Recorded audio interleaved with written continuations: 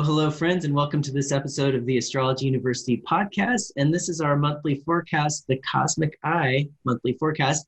And welcome to Libra season 2020. It's great to have you here. And joining me today is Vanessa Montgomery. Hey, Vanessa. Hey, Tony. How are you? Hi, everyone. I'm doing really good. Thank you. We have quite a lot of info to share with you today, and we're going to start with all things Libra. So can you lead us into Libra season, Vanessa? Sure can. So Libra season, it's all about you. I mean, me. I mean, you. That's great. So we're up to the air element. It's interpersonal air. So 1 and 1, opposite Aries, and the beginning of the Zodiac. So yeah, we turn to face the other and the mirror as well. So this is very Libra in what we're doing, Tony. Takes 2.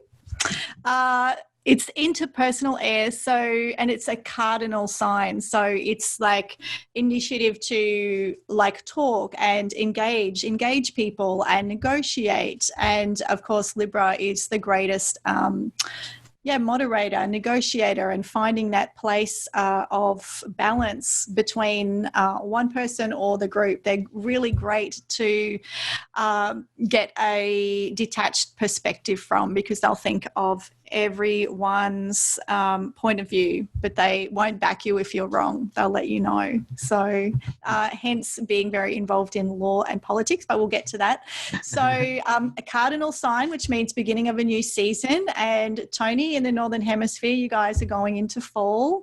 And here in the Southern Hemisphere in Australia, we're heading into spring, which is super Libra, and there's flowers everywhere. I just went to a flower carnival and I felt like I was living the dream. Tony, you've got your floral shirt on, looking very Libran. Yeah, and I was trying to represent Venus a little bit. Yep, ruled by Venus. And I think that's where people really stick to that. Oh, it's about beauty, which it is. Like, it's beauty and it's harmony and it's its pleasure. And Libran's definitely associated with interior design and designers and fashion and all the lovely things and high art, but also that balance again of law and politics. So fall is in pagan times was called Marbon. And of course, for us here, we're having our Easter, but we celebrate according to the northern seasons, which is crazy. So we'll be coming up to Halloween for Scorpio season, but it's actually our Easter. And, it's about sexuality and fertility and new life. It's sort of a bit Aries for us here. So when we get to that full moon, it makes more sense with that balance. Marbon was a ritual of thanksgiving for the fruits of the earth and recognition of the need to secure them and to secure the blessings of the goddess and the gods during the coming winter months. And of course, you need people going into cold and difficult times. Like these days, not so much. Well, these days actually more than usual, actually, considering everything that's been happening. So ruled by Venus, associated with the relationship principle. It's all about the relationship, but it's an air sign. So it's not about merging. It's about having that air in between and having that space. So Libra season's all about that urge to connect other people, but then move away again to get that air in. And I think a lot of Brian Clark, my teacher, the mega stellium in Libra, and he, I feel like I know Libra a lot because, he was an astrologer and a Libra, and so the stellium astrologers are very insightful on their own sign particularly, and that's something I've always remembered, have that space in between, dance around like Ginger Rogers and Fred Astaire. So my classic Libran that I think of immediately is AOC, Alexandria Ocasio-Cortez, Sun and Mercury in Libra, opposite Moon in Aries. And of course, Kamala Harris is the same, but her opposition is actually an orb, is that actual opposition. And they've got mutual reception with their rising and setting, which is, they're twinning. They're doing right. That Libra thing. There's two, a bit Gemini Libra.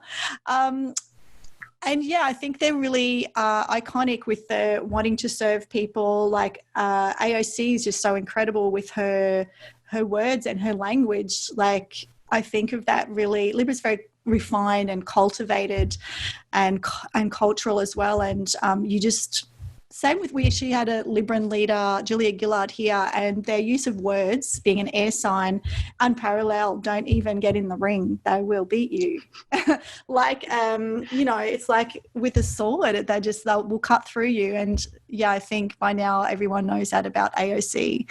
So I think people don't realize about Libra. They're sharp air, very intelligent, and can use words like you can't.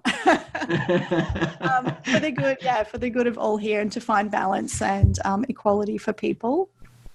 So it's also really fun and we'll get back to AOC in the full moon, but I love the idea of the iconic duo or the creative couple or the power couple. And there's just so many that are iconic. If you think about like who are your favorites, and also like who's been your dynamic duo in life, or who is now. It doesn't have to be a partner. It can be that amazing friend that you just had this incredible synergy with. So we've got a few to list off for you. I'm going to start with my humorous one, which is a great picture of friendship to Oprah and Gail.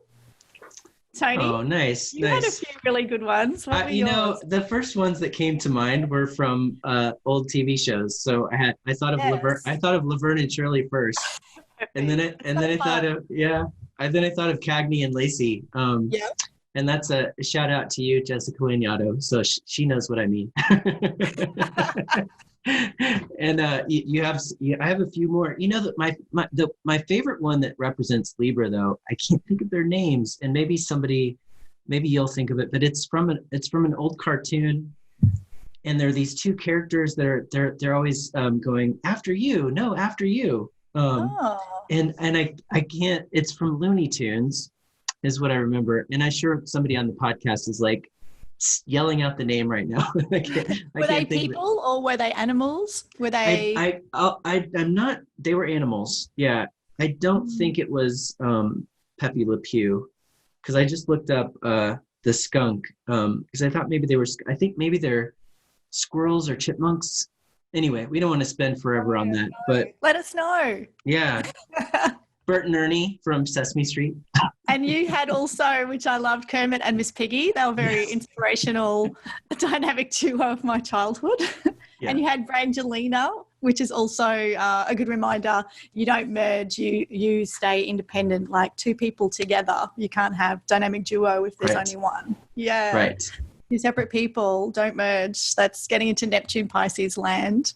And Scorpio, I guess, the next one. I wrote Venus and Serena Williams as well, sisters, great partners on the tennis court and through their whole career, supporting each other. Who knows if they would have made it without each other? They're still there. They do doubles together and unbeatable. Ginger Rogers and Fred Astaire is, I think, one of the most classic. So beautiful. And Ben and Jerry. Oh, Batman and Robin, Thelma and Louise, and also Han Solo and Chewbacca. Oh, I love it. I love it. Yes, that's a good one. So many. And then from movie characters, Rose and was it Jackson from Titanic? Yes.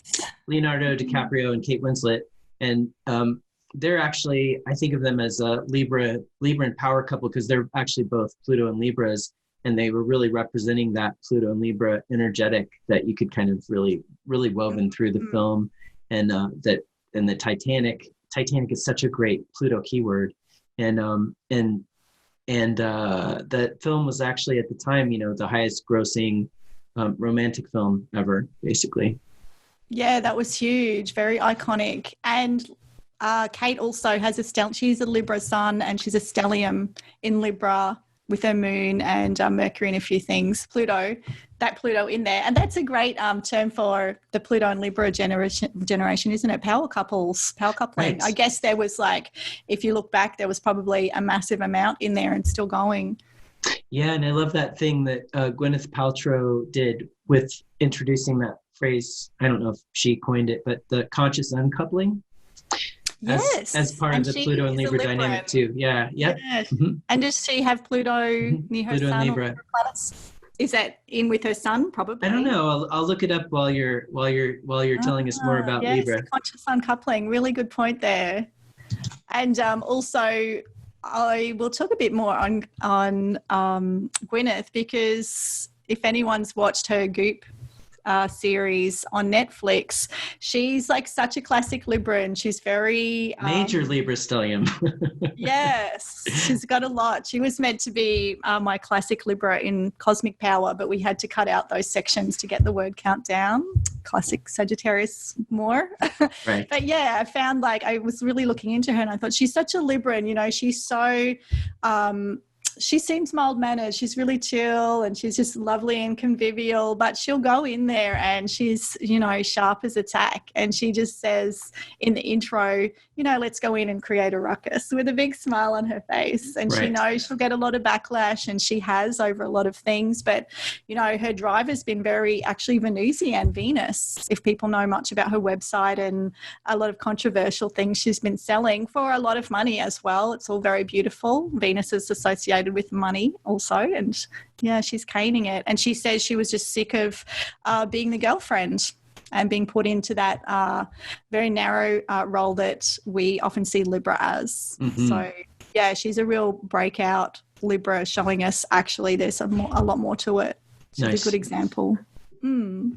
So that's our Libra season. So where is Libra in your chart? That's where the sun is moving through over the next month and lighting it up, bringing a few things to light. And I guess where you want to find your power couple as well. What area of life is that? Who is that for you? Who has that been? It's a nice trip down memory lane, actually, I found personally, thinking about that. So our next segment. Monthly moons. You had something else to say about Libra? No. I mean, we could talk about Libra for the whole hour, but we have a lot of material to cover, so we should keep going. But you're going to tell us about the monthly moons this month. Yeah, so we have, of course, the full moon and the new moon. The full moon is EST time, October 1st, and it's at 9 degrees Aries, when, of course, the sun is at 9 degrees Libra, exactly opposite. They're always opposite each other. In Australia, that's the 2nd of October.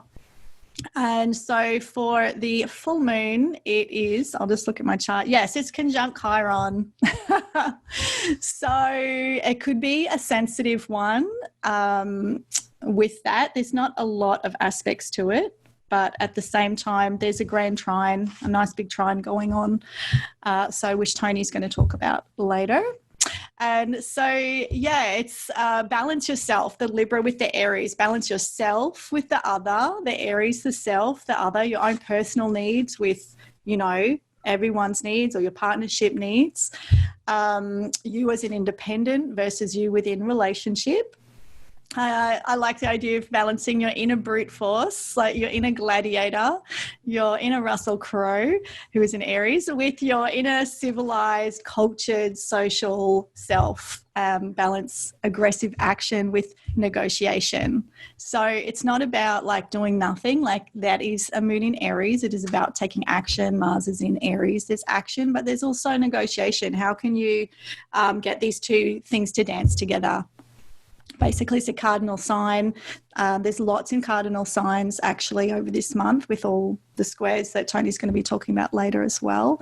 And so it's push to action. It's push to action. Get in. You know, there's relationships are there's a little hot nest of, you know, it's a bit waspy at the moment. It's a bit prickly, but it's still about getting in there and dealing with it. I know I've got some in my own life that are coming up just in time for Libra season and all those squares. And, you know, it's time to get in and actually do something about it and not avoid those anymore. As much as I don't want to, I really feel that drive and that push to do it actually, and get the confrontation happening. But, you know, the Libran too, like there's no need to go Russell Crowe. So... on that, it just won't work. So with the Chiron conjunct the moon, I guess that's, it's feeling sensitive. The Chiron's on the moon, moon's emotional. It's feeling sensitive about taking action. You might feel like you're getting a slap back about taking action, but where are you doing that yourself? How do you do that yourself? It's all about, I always say with Chiron, it's like, look at where you'll say, rejecting yourself or abandoning yourself before you even try, or, it's a burning bridge, but you can only get to the other side by walking over it. So go, but don't go as the wounded self. Like, there is that with the Chiron. So it's, moon in Aries it's a full moon, it's a big energy. It's a big fire energy. And with Chiron there, it might be a sensitive one, like the wounded soldier, still going into battle bleeding. So take care, take self-care. Everyone's under this lunation, so everyone has their little wounding and their emotional side, so always remember that. And that's where that Libra comes into. It's not just about me and my bloody leg. It's about other people too, and your relationships with them, and we're all in this together, and everyone's very sensitized, like everyone. So keep that in mind. I guess radical compassion is helpful. So then we get to the new moon, sun and moon in Love Machine Libra, as my Libra stellium friend calls herself. So this one is more tense, actually. It's October 16. 3:31 p.m. EST.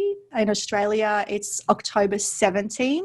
So it's a tense one. It's in a T square that's reasonably tight. The sun and moon are opposite that Mars retro in Aries, so it could be competitive. So new moon, of course, I say set your intentions. So for you, where is 23 degrees Libra? Is where it falls. So where is that in your chart? You would take that into account when you set your intentions for, mutually beneficial relationships, for love and beauty, and doing collaborations hugely. Where is that for you? 23 degrees Libra. You would set it for, I'd say, more relationships, finding balance and harmony, and where you get that regular, really nice relationship with someone where you can check in regularly. Who is that person? If you don't have that person, set the intention that those people are in your life and you have that. And sometimes that can open up with people that already exist, or that person might come along to you. So I love the new moon for that reason. And it's always fun when you write them down, and 6 months later on that full moon in Libra, when it's Aries season, have a look back and see where you're at with that. How has that progressed for you, and who happens to be on the scene at that time? That's the blossoming of those intentions that you set. Beautiful. So and it's often the case. So that's the moons for Libra season. So Tony, give me the headlines. We got some good ones. Yeah, we sure do. So we're having such a major year that we get to talk about kind of the same thing every month and just point to it. And I'm going to do that again this month, which is over the next month, Jupiter, Saturn, and Pluto are within orb of a 3-planet conjunction in Capricorn that we've been experiencing all year, except for when Saturn jumped out into Aquarius for a bit and squared Uranus, but that's a different story, and that's going to be more for 2021. But right now, Jupiter, Saturn, and Pluto are all tightening up again, so they're pretty close this month in October, and this has just been the major theme of 2020. And just to know that we're not through it just yet. Jupiter and Pluto will form an exact conjunction again for the last time in this series in early November. But they're essentially conjunct right now too. So we're going to talk about it more in the next podcast since they are going to be exact next month. So I'll spend a little bit more time with it then. But I'm also going to be presenting a webinar on the topic for our upcoming summit, October 3rd and 4th, Astrology and World Events. So head over to astrologyuniversity.com/summit and sign up today. It's free to sign up and watch live. And you can find all the details over there at that link. One of the major themes of this Jupiter-Pluto conjunction is power and justice. In November of 2019, Brian Clark wrote a really great article on this conjunction, and he suggested that issues of justice and tolerance of diversity would capture our attention in this cycle. And Boy, did he get that right. Jupiter and Pluto were exactly conjunct on April 5th and also again on June 25th. So it's been in range this whole year pretty much. And it was during that early period where the Black Lives Matter protest reached a new level of participation after the unfortunate murder of George Floyd on May 25th. So I'm kind of expecting, since just that we know that this just happened, that the death of Ruth Bader Ginsburg yesterday, Supreme Court Justice, very sad passing, little bit too soon from what her intention was. She was really striving to make it to 90 and didn't quite get there. But I expect that her death will catalyze a new wave of grassroots activism in the United States as part of this last period of the Jupiter-Pluto conjunction, with the intention of attempting to save democracy in the U.S., which is fits in with that intention that Brian's describing. And he writes that as Jupiter and Pluto combine, a new level of tolerating the diversity of human laws and systems becomes available. So let's hope we seize that opportunity as a collective. Then next big feature this month that we talked about in the last podcast is Mars retrograde. So that's all month this month. So it started last month and it's going on. It's going on now. Actually, since we're not doing it by month, it started this month, but it started in Virgo season. Yes, but earlier this month. And we have another pass as part of that cycle of Mars square Saturn that kicked off the Mars retrograde cycle. So those come back in range really tight around September 29th, while Mars is still retrograde. So since we talked about that last month, I won't go into a lot of detail about that, but I do go into a massive amount of detail in my Mars retrograde webinar, which you can pick up over at Astrology University. So I'll just refer you there because it took me about 2 hours to do that. So I won't do that for you here. But another thing that I want to point to as a major feature this month is that Venus transits are highlighted this month. We don't often pay attention to Venus transits because Venus is moving so fast. But with Libra season, we want to pay a little bit extra attention to Venus. And so a little bit later in one of our segments, we'll talk about the trines that Venus is going to be making. Well, Venus is going to be in Leo for part of this Libra season and then also in Virgo. Then another major feature is that Saturn turns direct on September 29th. Saturn is a major focal planet this year, all of this year, because Saturn has been in Capricorn, then partially in Aquarius, now back in Capricorn. But this is the last Saturn direct in Capricorn before Saturn changes signs in December. So remember, it'll be about 30 years before we have Saturn in Capricorn again, one of the signs that it rules. So we still have time in this last bit. I say that we need to seize the opportunity to make the most of Saturn in Capricorn. And if we haven't done it so far, to really actualize the higher potentials of Saturn in Capricorn, which includes getting our ducks in order, digging deep to express ourselves with the highest level of integrity that we can manage, to take personal responsibility for our actions, to hold ourselves and others accountable, but, huge but, without blame or shame. So that's something that takes practice and skill, but we have a bit more time to get some of that practice in. So in the midst of all the collective craziness right now, my favorite Saturn and Capricorn quote this week is, civilization depends on people being civilized. And this was from an author named Nassim Raqqa, who was writing for Oregon Live about some of the shenanigans happening in Oregon this month. Also in big news this month is Mercury stationing retrograde in Scorpio, October 13th Pacific time. This is really emphasizing the psychopomp dimension of Mercury. I often talk about with Mercury retrograde that it emphasizes that aspect of Mercury as well. Mercury being the only god who could travel in and out of the underworld in those ancient Greek stories.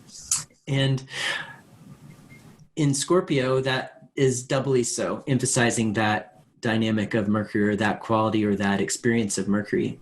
So there's a need to go down into the underworld before coming back into the light. That's, I think, one of the messages of this Mercury station retrograde.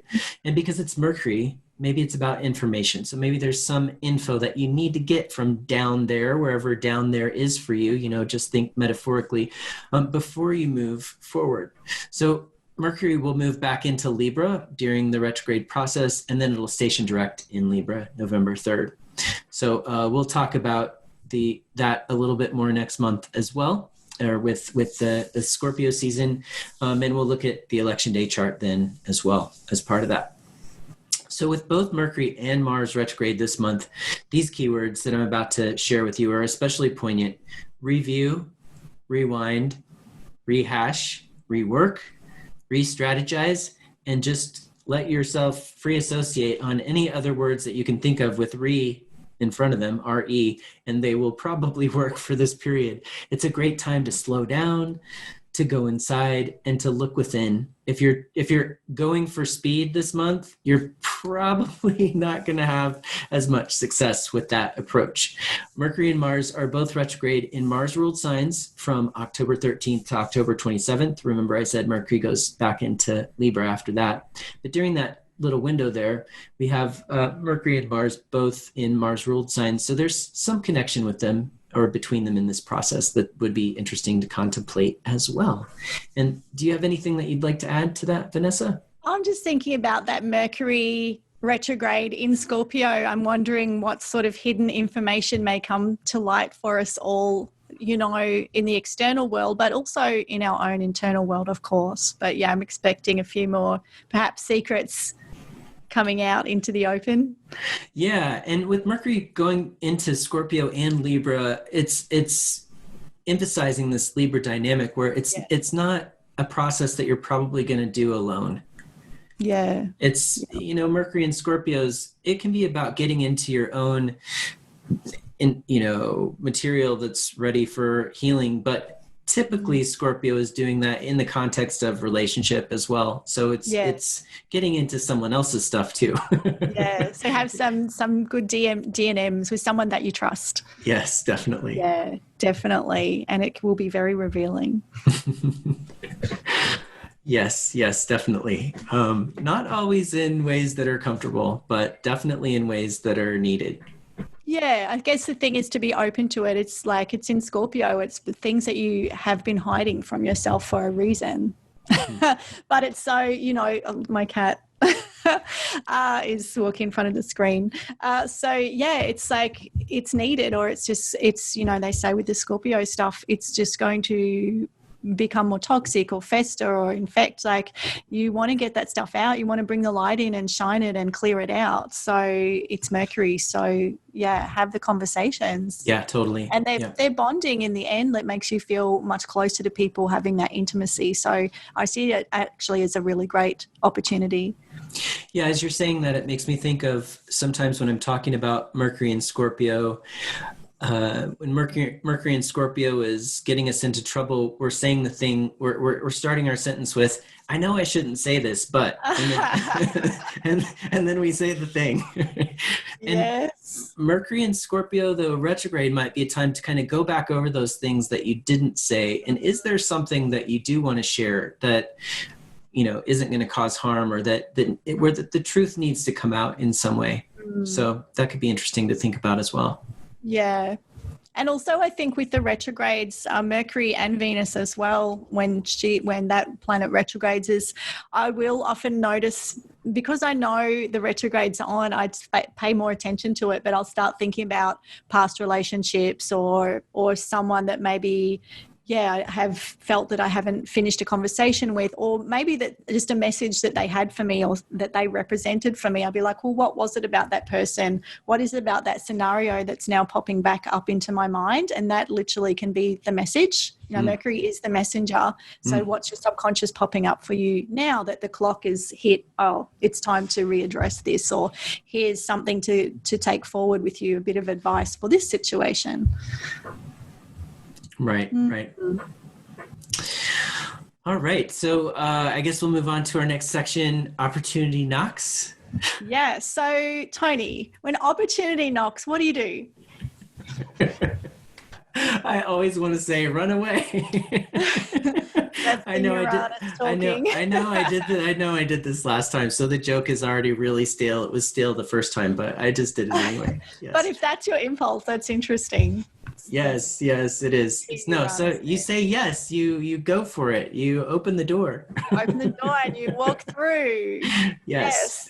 Yeah. So Okay. we've got some really great aspects. There's not a lot, but they're really cool ones, the ones that we have. So Tony, take it away. Yeah, we started doing this segment because as astrologers, we tend to focus on the squares and oppositions and conjunctions. And so we really wanted to give the trines and sextiles some airtime in our podcast. And usually when Vanessa and I have done this the last couple of months, there are so many that we have to kind of be selective. And this month, we didn't have to be as selective. We just picked the ones that were there. So, but they are important and good ones. And I alluded to them earlier. We have 4 Venus trines. So, and since it's Libra season, I think the Venus aspects stand out, and we should give them some attention and focus. Yeah, and the four trines this period are Venus in Leo, trine Mars on September 28th. Then after Venus moves into Virgo, we'll trine Uranus on October 10th, then Jupiter on October 19th, and Pluto on October 21st. And the Venus trine with Saturn is, I think, outside the rent. I think we'll probably talk about that next month in Scorpio season, is my guess. So Venus in Leo, trine Mars in Aries retrograde. So remember, Venus is in Leo right now while we're doing this podcast. So with these 2 in fire signs, this can be a great attraction energy with Venus and Mars, and it can be dynamic and passionate and bold, showy from the Leo side of things, and with a flair for the dramatic maybe. It's rare to be in a situation these days where you can put on your cutest outfit and go strut your stuff in public, but on Zoom. I know, but maybe on Zoom, right? Yes, but that wouldn't be a bad use of this energy if you can find a way to do it safely on Zoom, maybe, or some friends of mine were doing Zoom happy hour hangouts for a while. I don't think that's a thing anymore. I think people got tired of Zoom happy hours, but maybe something like that, or a social distancing hangout where you can go hang out outside and put on that cute outfit. Definitely work the Venus and Leo side of it. Don't put on your Venus and Virgo outfit. Venus and Virgo is going to come soon, so you can wear your earth tones later. So put on your vibrant stuff and strut your stuff. This could be a really great creative signature for an artist as well, with Venus and Leo trine Mars and Aries retrograde. So especially for doing something innovative and creative and letting something kind of come out of your heart, that Venus and Leo energy. So if you're an artist, you might set aside this day as a work day, just to capitalize on any creative inspiration that comes through. Remember, when we have trines, if you sit around waiting for the trine to do something to you, it doesn't always work like that. I mean, every now and then. Yes. Every now and then we get things handed to us, and a lot of times the trines correlate with those moments. But also trines go by and we think, gosh, I had a trine, why didn't anything happen? Well, it's often there was an opportunity there that you didn't step into. So this could be a good date to watch out for that. And that again is September 28th.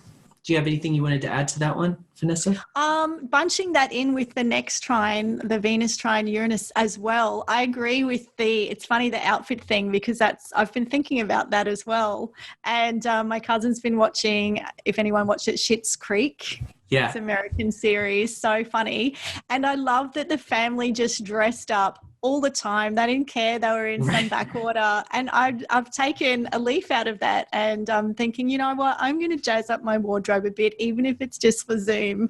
I'm going to get I saw this outfit that was like head to toe sequins. It's really like for an Oscars red carpet event, but when am I going to go to something like that? But I don't want to miss out on like the Lux and the Venus moment. So you know what, I'm just going to do it. And I think that's that energy coming, and also Libra season. I'm feeling the vibe, Tony. Yeah, definitely. Yeah, and these are very ego-oriented signs too. Venus and Leo, Mars and Aries. Self-expressive. Yeah, self-expressive, definitely. And I'm not using ego for me, ego isn't a bad word. Ego is part of our psyche. It's part of our experience. And so I think like any other part of our experience, it can be understood and appreciated and worked with in healthy ways. But that said, Venus and Leo and Mars and Aries aren't necessarily about understanding each other as much as maybe they're about turning each other on, if that makes sense. You can think of it in sexual ways, of course, if you want, but also just think of that creativity I was describing earlier, where there's there's a turning on of something inside you, some creative spark. So this is a dance of attraction and a dynamic exchange of ego energy, I think, with these two planets. And it's fun. It's fun. Yeah, for sure. Yeah, have fun Yes. with it. Like, Have fun it's with not it. about holding back. Especially in the context of everything going on. This aspect is going to just blip right by. So mark your calendar for that date and make the most of it. And show off. Show off, yes. It is a good time. Yes, show off. Yeah, for sure. So once Venus moves into Virgo, the energy, all of that energy is really going to shift. And Venus in Virgo will bring in modesty as a response to Venus in Leo. So it'll counter some of that Venus in Leo, full display of color. We might be drawn to earth tones, like I said, in our wardrobe when we're picking out our clothes, or just to those simple outfits that are a bit more practical and functional rather than showy. But Venus in Virgo can also be about the perfection of beauty. So don't underestimate Venus in Virgo's power to dazzle. Venus in Virgo isn't always just homely and muted and under... What's the word I was looking for? Like understated? Understated, yes, thank you. Yeah, so there's some really, really great folks, really glamorous folks with Venus and Virgo that I might rip out some of their names. They definitely perfect the look, I think. Like, I always think Virgo after Leo busted out, but that Virgo will refine and perfect that awesome look that you came up with, and you'll get the details right. You'll wash it, you'll iron it. And yeah, I agree too. I've seen some Venus in Virgo, like they just nail it. And whatever you've done, they'll take it and do it better. Right. Yeah. Right. Yeah. About refining and polishing. So yeah, absolutely. And it's interesting to read the earth tones, because this year has been in fashion. It's huge. There's shops that are just earth tones right now. So really, they're going to get a bit of extra business. Yeah. With all Jupiter, I find is a real trend indicator for that yearly cycle. So being in an earth sign, I've seen a lot of earthy colors. Absolutely. Right. Definitely. Cool. Awesome. Yeah. Well, so once Venus is in Virgo, it's set up to trine all these Earth planets that we have in Capricorn, especially. So that whole Capricorn crew is going to get trined by Venus. So Uranus on October 10th.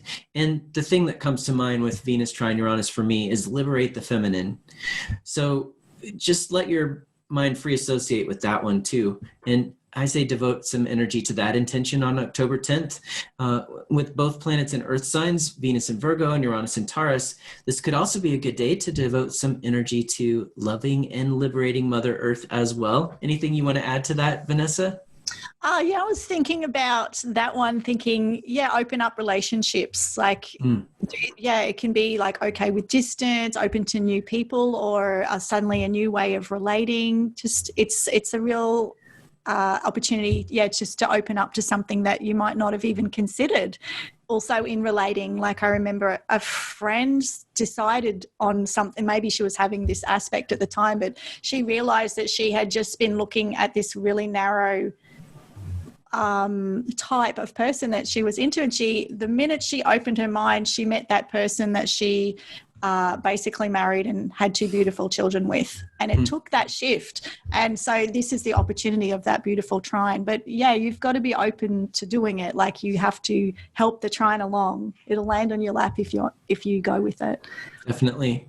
Well, speaking of opportunity, then on October 19th we have a classic, which is Venus trine Jupiter, and that's often an aspect that I will encourage people to use for an electional if other conditions are right. It's often a good day to take important actions when Venus is trine Jupiter. But the rest of the planetary setup this month and on that day, especially and with Mercury and Mars retrograde, that complicate that quite a bit. So still, I think that there are times where we just have to do something important while the planets are not in the most perfect places. So if you have to do something really important in October that can't wait until later, you might circle that date, October 19th, as a possibility on your calendar. And if you do use that as an electional, maybe choose a time with either Libra or Sagittarius rising. The Taurus and Pisces rising charts are a little trickier because then you'd have either Uranus or Neptune rising. But depending on the intention, those two could work as well. Then finally, we have Venus trine Pluto on October 21st, suggesting connection and peaceful negotiation, possibly as a doorway to healing power dynamics. Anything else that you want to share about either of those, Vanessa? That definitely goes with the power couple as well. And the Pluto with the Venus, very practical in the earth signs. These ones as well, like it could be someone that you're teaming up with to, do something practical. That's awesome. A bit of a power couple thing. Mm-hmm. Yeah. All right, they're definitely good ones to mark off. And you were going to talk about the Jupiter sextile Neptune as well in this section. Yeah, we'll do that too. So October 12th, we have another opportunity transit, Jupiter sextile Neptune. This one is actually a really sizable opportunity transit. And it creates the potential for expansion and creative flow, for synergy. Just think about that word synergy. You could even just meditate on that word that day. Also, a stimulating and easy connection with the creative muse. So really good time. Another great transit for artists and creative types to really create some space to get in touch with the muse. Don't set aside that day to work through your email inbox. Wasted. Totally wasted opportunity that day. So for a person that has this aspect in the natal chart, Tyra Banks has natal Jupiter in Aquarius, sextile both her MC in Aries and Neptune in Sagittarius. So Jupiter's right in between the two. Jupiter and Neptune together says up. Right? Jupiter is expansion and expansiveness and expanding, and Neptune is no boundary. So it's like a hot air balloon just going up and up and up and up. Yep. No limit. And they're in practical, well, Jupiter's in practical Capricorn, so yeah, so it's not endless expansion. It's another reason why I was thinking of it as a great transit for artistic endeavors and creation, because there's something that can be brought into form with Jupiter and Capricorn. Absolutely. Yeah. Something tangible. The Pisces with the Capricorn, it's extremely, ground your dreams, isn't it? Make your dreams come true, the reality, but there's still no obstacle because it's Jupiter. Definitely. And for Banks, with Neptune in that combo, it's fitting that she had massive success in the field of modeling and television, both in glamour. Neptune's domain of idealized images. Doors just seem to have opened really easily for Banks throughout her career, which has included television personality, model, producer, businesswoman, actress, singer, and author. So there's a lot going on there. Well, before we finish up this section, I just want to list a few famous Venus in Virgos for Venus in Virgo, that period of Venus in Virgo. And we have Charlize Theron. We don't have a birth time for her, so I don't know what house it's in. We have Brigitte Bardot, Sophia Loren. One of my favorites, Catherine Deneuve. Always just so classy. Julia Roberts, Mila Kunis, Meghan Markle, and a few fellows here, Chris Hemsworth, Vin Diesel, and Alexander Skarsgård. So it's a strong placement. Yeah. And I found a couple with Venus in Virgo on the Virgo ascendant, and Gene Kelly, you were mentioning Fred Astaire and Ginger Rogers earlier, so we could bring in Gene Kelly too for that lovely dancing, and Patrick Swayze. Oh, wow. Yeah, interesting. Both of them dancing fellows there. Well, this is a great time for our PSA break, this podcast. So we'll just take a quick break, and I'll tell you about a new organization called Zodiac the Vote. Zodiac the Vote was co-founded by Jessica Lanyadoo and Lindsay Scolo. Hope I pronounced your name right, Lindsay. And Zodiac the Vote provides everyday people, activists, and astrology fans with reliable content that highlights the connection between spiritual integrity, social justice, and civic participation. They're a community motivated to create real change in the U.S., beginning with voting. From their website, they write, "We at Zodiac the Vote believe that our differences make us stronger. We don't necessarily agree on everything, but we do agree on this fundamental truth. Civic engagement in all of its many forms creates momentum essential to accomplish transformative and sustainable change." In addition to engaging blog posts, Zodiac the Vote also has some very cute t-shirts and merchandise to help support both their mission and to spread the word and get the vote out. I just ordered their shirt with the slogan, Mercury may be retrograde, but my vote isn't. And that's just a fun play on the fact that Mercury is going to be stationing direct. So it's still going to be retrograde as the election starts on November 3rd. So continuing from their site, they say, this is not a website for political predictions. Astrology is a tool that, when used right, offers insights to understand our past, conceptualize our present, and strategize for our future. The 2020 election is about democracy versus authoritarianism. And while we know that voting isn't the most we can do, it's an excellent place to start. This is our movement. Thank you for being here. Let's keep showing up together. And now we will get back to our podcast with our segment, Creative Challenge Points. Yes. Okay. Creative challenge points. So I just had the Mercury retrograde down for that one. But there's so many to choose from this month. Yes, definitely. There's a whole slew of when Vanessa prepares the transits for us for this podcast, she highlights the squares and oppositions in yellow, and the email was just like all yellow. Pretty much. Yep. We just had to take what we could get for, something's happening with my notes for the positive ones, but the positive ones are very positive, so thankfully. But yeah, there's a lot of little jibs and jabs. It's a little prickly this month, isn't it? Which for some reason my computer's not responding very well. Oh, no worries. But, which ones did you have written down? So we have Mercury square Capricorn. I was when I saw that one, I was thinking, oh, that's kind of nice that happens before Mercury's retrograde, because it'll go by a bit faster. But Mercury square Capricorn can be a great time to apply yourself to a mercurial project. We see Mercury-Saturn aspects really common in the charts of writers, because if you have a great Mercury, you might have a lot of ideas and be able to communicate, but to actually write a book, you need a good Saturn as well, because it takes quite a bit of dedication and work, as you might know, Vanessa. And I'm Saturn in Gemini, so it's close enough, isn't it? Definitely. With Mercury and Libra square Saturn and Capricorn, these conversations that happen, if they're prickly, Mercury and Libra, might have to do with fairness and justice. We're really close to that one right now, aren't we? It's September 19th when we're recording this. Hopefully I'll be releasing it tomorrow, so we'll get this out just a couple of days before this aspect. Right. And then the very next day, because Saturn and Mars are so close to being in that square aspect, Mercury will be opposite Mars in Aries. So a bit more of that fairness and justice conversation against maybe folks who don't share your same perspective. So Mercury's in Libra. So if you're activating that side of the equation, I always like to think of how can you activate one side of that dynamic at least, and step into it, because a lot of times it's easier to do one than the other.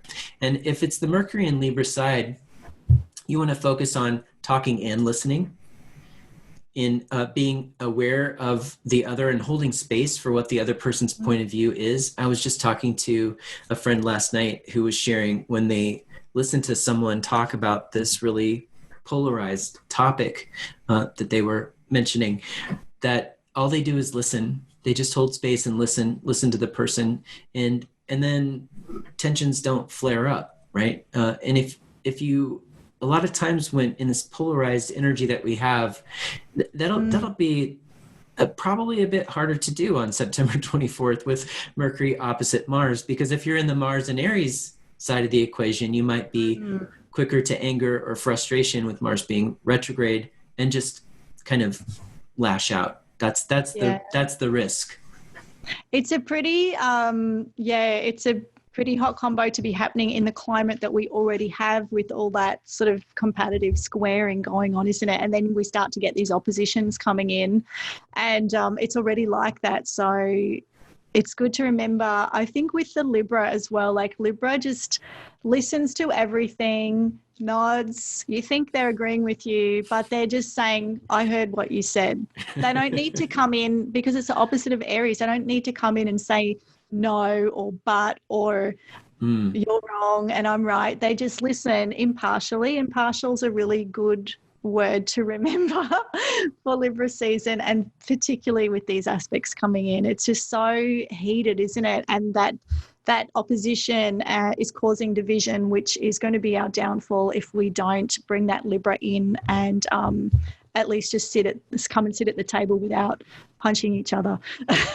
Yeah, and another thing, and one thing that can kind of blindside Libra in these situations when they do share is they might be listening to somebody like maybe let's represent Mars and Aries, a one-sided position that's coming from an ego-based perspective. And Libra says, but haven't you considered the other point of view? Well, Mars and Aries probably doesn't want to hear the other point of view. So that alone can, in this opposition, you can see where that goes. But just for Libra in general, that impulse to point out the other way of seeing things or the other side of the equation or the other point of view isn't always welcome information. So to the Libra thinks, oh, well, I would want to know both sides of the story. And since you seem to be so one-sided, I should tell you what that is. But that it's not always received well. So I guess all we can do is remember that for ourselves when something triggers us and we feel like we just have to get in there and be Mars and Aries about it. Just remember to balance it. Definitely. Because we can't control the other person. Yeah. And of course, we have the Mars-Saturn square on September 29th, which we've already talked about. And just to name some of the other things here, we won't go into detail with all these today, but Mercury will be opposite Uranus on October 7th. And that is just before the station retrograde, which is October 13th. And Mars will also be squaring Pluto. That's kind of a big deal on October 9th. And October, the rest here are sun squares and oppositions. Those tend to go by pretty quickly. But, maybe one of these days, Vanessa will talk about the sun aspects, because even though they go by quickly, they often will act as triggers for some of these key energies. And what we're seeing with the sun in Libra is that they're triggering that Capricorn crew. That's what I'm thinking with these, because they're at the same degrees, and often the moon can be the same. If it just moves into some critical point, it just kicks off this whole thing that's already sitting there that it's moved into. So I did see those sun square opposition right through, and I figure they'll probably constellate something. So it's just good to be aware of that time of that particular month, not to catch fire over something and explode. Yeah. And then just to say a couple words about Mars square Pluto. Mars square Pluto is one of those transits that I have done a lot of damage control with as an astrologer, because there are astrologers out there who will say really dark, negative stuff about Mars square Pluto. And I've had clients coming to me saying, this astrologer said this terrible thing was going to happen because of this Mars square Pluto transit or Mars opposite Pluto transit. And it doesn't, I mean, I'll just tell you, like any transit, it doesn't always play out one way. You can't say that about any transit or anything in astrology, that it always works out one way. But one thing I like thinking about with Mars and Pluto is getting in touch with your drive and your will, your ego drive and your will, but also your instincts. And Mars is maybe kind of, if you want to think of it this way, surface level instincts, while Pluto is a deeper kind of lizard brain, I think, of instinct. And so getting in touch with your instinctual drives and the squares often suggest some kind of more challenging integration of those energies. So Mars, what do I want versus what does nature want in this situation? Where I'm just thinking about these colossal fires we're experiencing right now, where nature is kind of raging, and then we're a little person angry. That's like Mars and Aries, but the forest burning is like the Pluto part of the equation. Yeah. And I do think, though, that all of that said, that this is a good play it safe day. I think it's not a time to kind of poke the beehive on this day. Definitely not. You'll get the swarm. It's like a karmic thing, isn't it? You will not win that one. No, yeah, October 9th. Yeah, especially if you're representing Mars and Aries in that equation, right? Pluto is deeper power dynamics, and it may be powerful dynamics that you can't be in control of. And so we all experience those just with nature itself, right? even before global warming was giving us these crazy superstorms and massive hurricanes and the worst fires we've ever had and all of that, there were still hurricanes and forest fires and superstorms, right? There were still tornadoes. So nature can be ruthless. Nature can be very dangerous, right? It's a dangerous place. That's why humans have had this impulse to control it. I was listening to this wonderful documentary about Rachel Carson and her work last night, and they were doing some lead up to her work, and the impulse of humans to kind of control nature, because nature was kind of it can be very scary and life-threatening. So thinking about nature as life-threatening and even having that conversation, we're in that Pluto territory, right? So so Mars, what can you do? And sometimes with Mars, we always talk about Mars as the warrior, but a really great warrior also they know when to fight, but they also know when to back down. So that could be something that we're thinking about as well. Yeah, they know about power and use of power. Mm-hmm. Yeah, I have a great, we're going to do this in a little bit, and this isn't the book I'm going to but I do have this one on my desk right now, is Bruce Lee's Wisdom for Daily Living. And it's a collection of quotes from Bruce Lee, and it just seemed really fitting for this Mars and Aries period. Absolutely. And all the squares. Yeah, definitely. So is that taking us now to what's on your coffee table, Tony?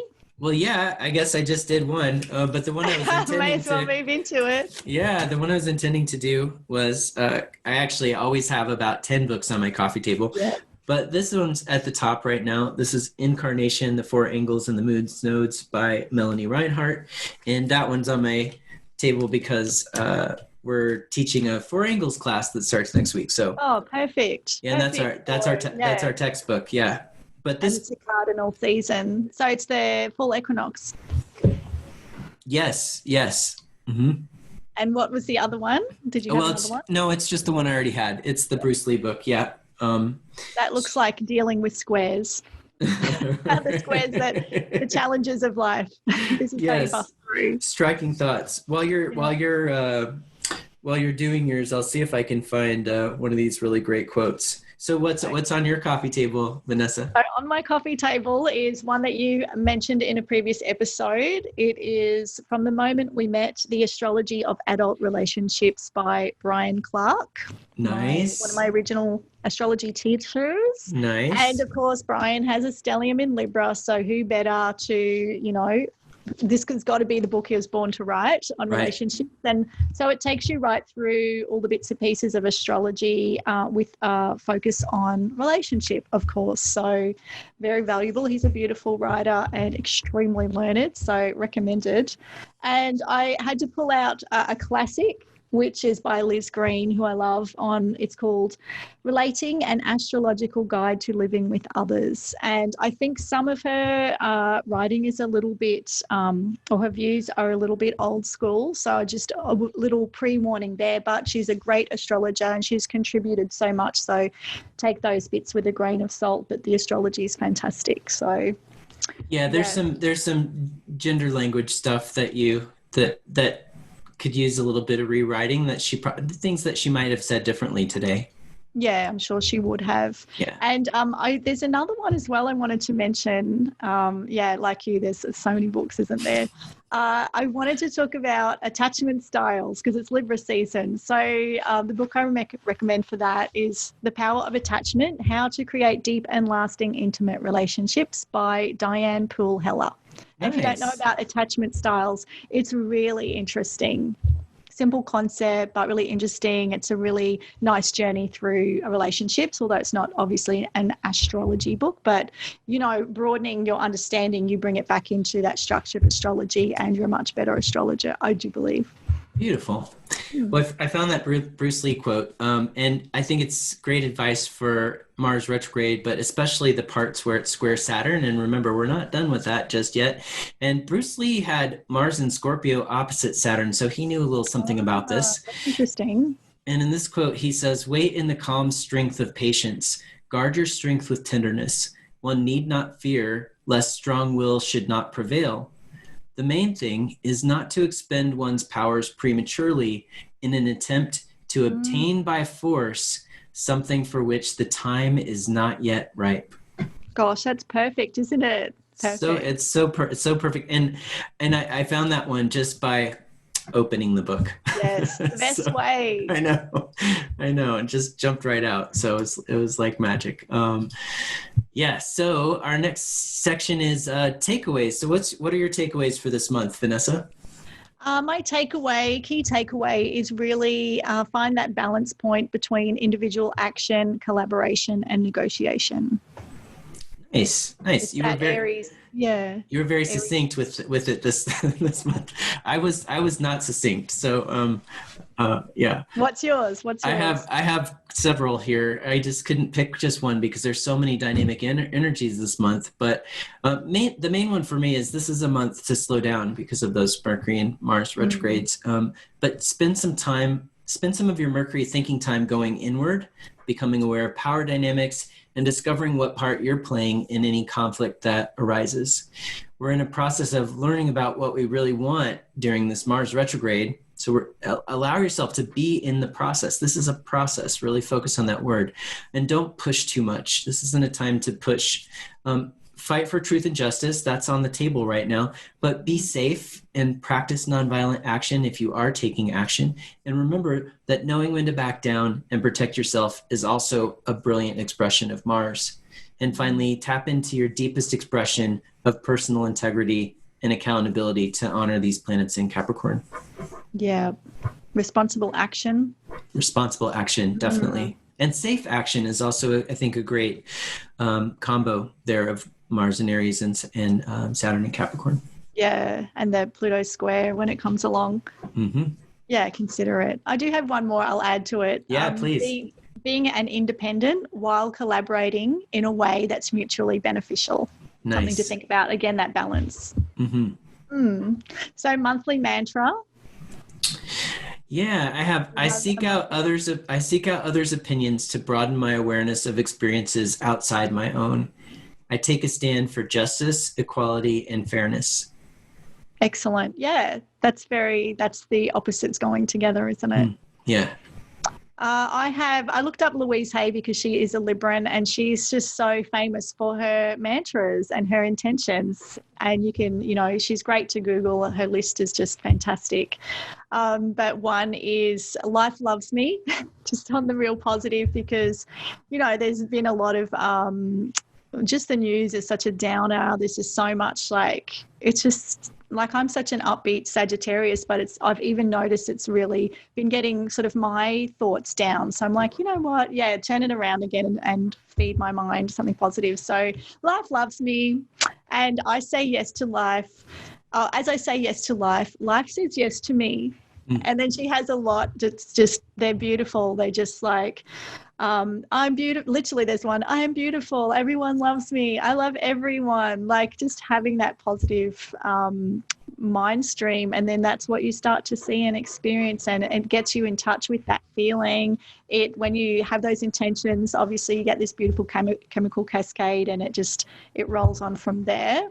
And my own one that I came up with was, I easily form mutually beneficial and sustainable relationships full of love, beauty, charm, and respect. Nice. Yeah. Nice. Feel good.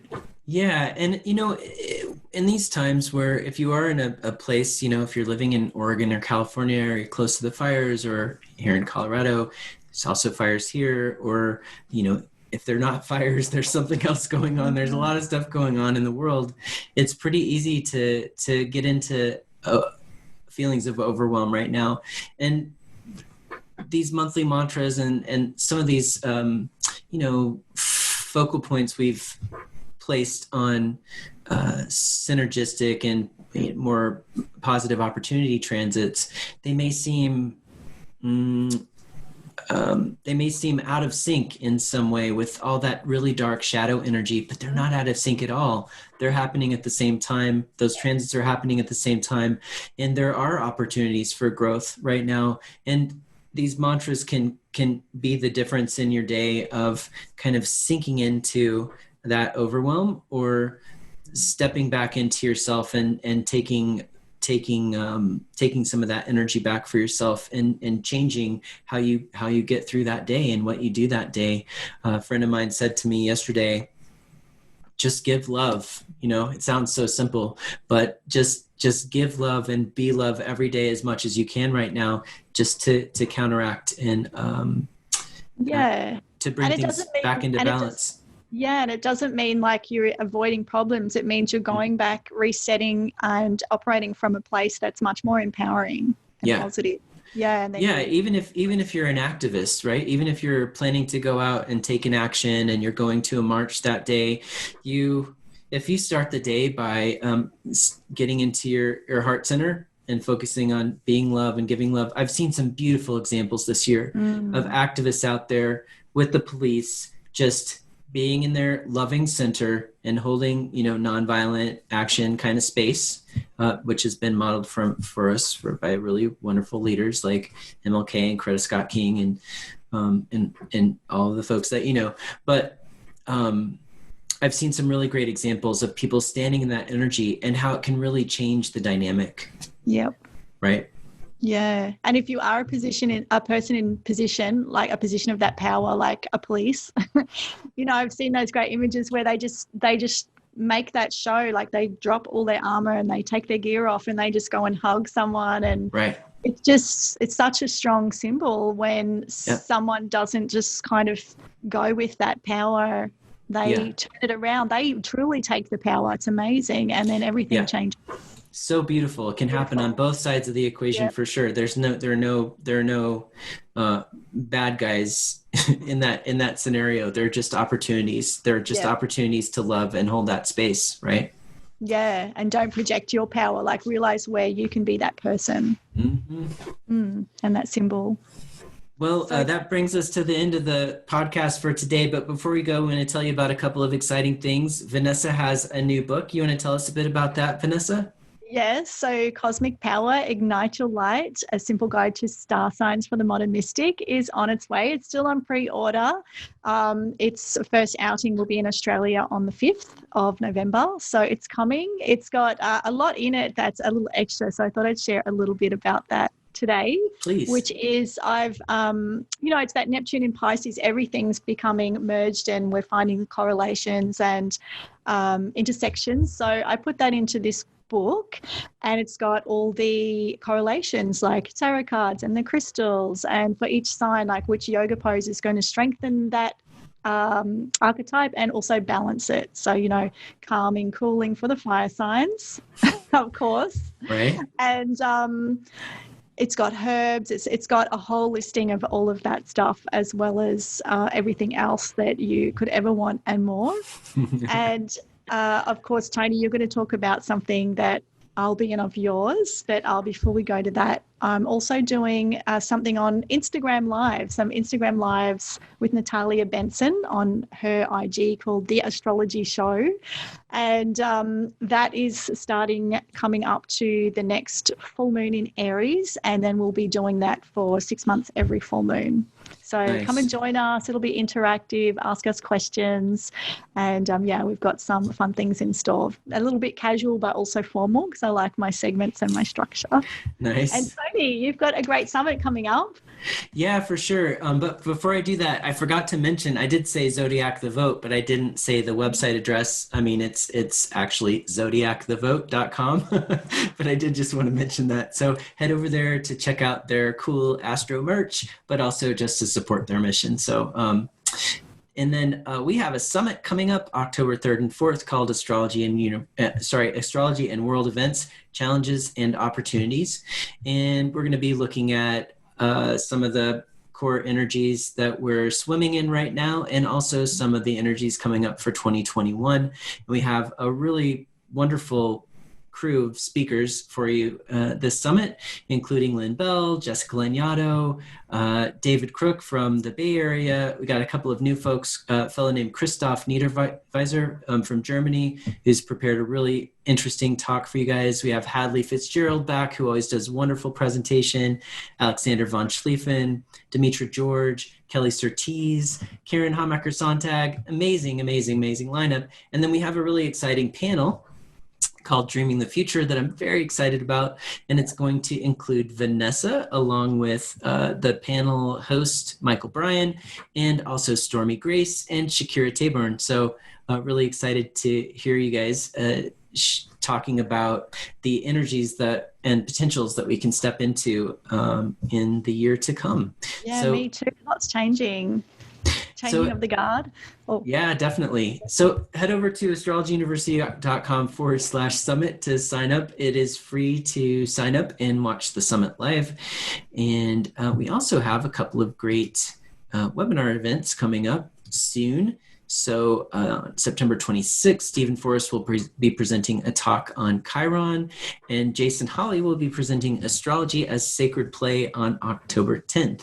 So head over to astrologyuniversity.com and you can click the calendar to get the details on that. All right, I think that's it for now. And thanks for joining us, and thanks for joining me today, Vanessa. It's always a pleasure hanging out. Thank you so much. It's a pleasure for me as well. I love it. And have a great Libra season, everyone. Yeah, and we'll see you in a month for Scorpio season. And until then, take really good care. Stay cosmic. Yeah, stay cosmic.